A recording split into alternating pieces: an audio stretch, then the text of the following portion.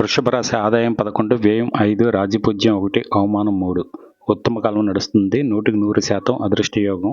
ఆర్థిక ప్రయోజనాలు సిద్ధిస్తాయి. సకాలంలో బాధ్యతలు నిర్వర్తించడం ద్వారా నలుగురిలో గుర్తింపు పొందుతారు. ఖర్చులు తక్కువగా ఉంటాయి. ఇబ్బందులు తొలగిపోతాయి. చేపట్టిన పనులన్నీ కొలిక్కి వస్తాయి. ఆకాంక్షలన్నీ నిజం చేసుకుంటారు.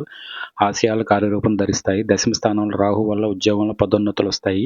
ఈ ఏడాది రెండో భాగంలో మంచి ఫలితాలు. గురుబలం అనుకూలిస్తుంది. శుభకార్యాలు చేపడతారు. ఏకదశంలో శని సంచారం కారణంగా అన్ని విధాలుగా మేలు జరుగుతుంది. అభిష్ట సిద్ధి ఉంది. సంపదలు పెరుగుతాయి. గౌరవం ఇనుమడిస్తుంది.